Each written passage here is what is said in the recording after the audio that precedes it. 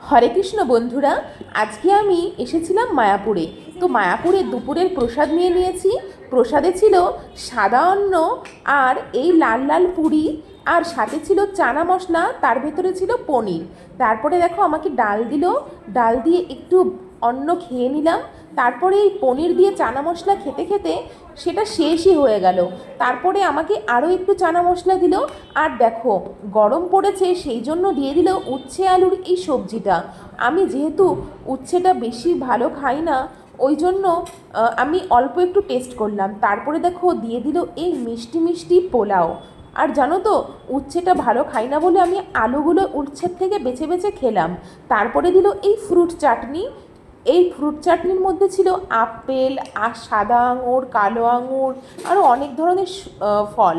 তারপরে দেখো এই পনির দিয়ে, এই পনির আর চানা মশলার সবজি দিয়ে পোলাওটা আমি খেয়ে নিলাম।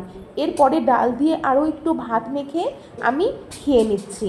তারপরে দেখো আমাকে দিল, এটা হলো কি জানো, এটা হলো তোমার দই বড়া। হ্যাঁ, ভুলেই যাচ্ছিলাম, দেখেছো তো বন্ধুরা। তো দই বড়া দিতে না দিতেই চলে আসলো এই পায়েস। পায়েসটা কিন্তু দারুণ টেস্টি হয়েছিল, একটু টেস্ট করলাম। তারপরে দই বড়াটা এই যে ভেঙে আমি একটু খাচ্ছি, দই বড়াটা একদম নরম আর সফট। আর তারপরে আমাকে দিল দই বড়াটা খাওয়ার পরপরই এই ফুলকপির একটা পদ। তো ফুলকপিটা জানি না কীভাবে রান্না করেছিল, আমি তো চিনতেই পারিনি, কিন্তু খুব ভীষণ টেস্টি ছিল। তারপরে এই ফুলকপিটা খাওয়ার পরে আমি এই পুরি দিয়ে, এই পায়েস দিয়ে একটু খেয়ে নিলাম। পুরি দিয়ে পায়েস দিয়ে খেতে কিন্তু দারুণ লাগছিল। তারপরে দেখো আমাকে দিল এই সাদা রসগোল্লাটা। রসগোল্লাটা আমি রেখে দিলাম পরে খাবো বলে।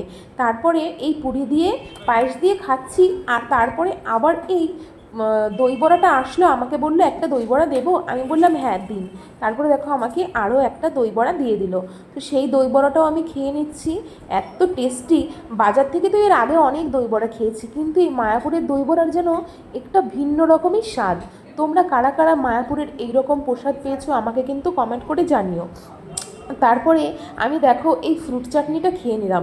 এর মধ্যে পেয়ারা, শসা, সাদা আঙুর, কালো আঙুর, আপেল, আরও অনেক রকম ফলই ছিল। খেতে দারুণ টেস্টি ছিল। দেখো আমি কিন্তু পুরোটাই খেয়ে নিয়েছি। আর এরপরে দিল নবদ্বীপের সাদা সাদা দই। দইটা একটু মিষ্টি, একটু টক, বেশ ভালো কম্বিনেশন। তারপরে দেখো একটু পায়েসটাও চেখে নিলাম। এরপরে আমি একটু মিষ্টি খেয়ে নিচ্ছি।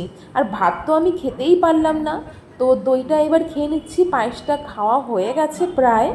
এরপরে তো বন্ধুরা, আমার এই ভিডিওটি কেমন লাগলো? ভালো লাগলে অবশ্যই লাইক, কমেন্ট, শেয়ার করো, আর কমেন্টে লিখে যেও হরে কৃষ্ণ।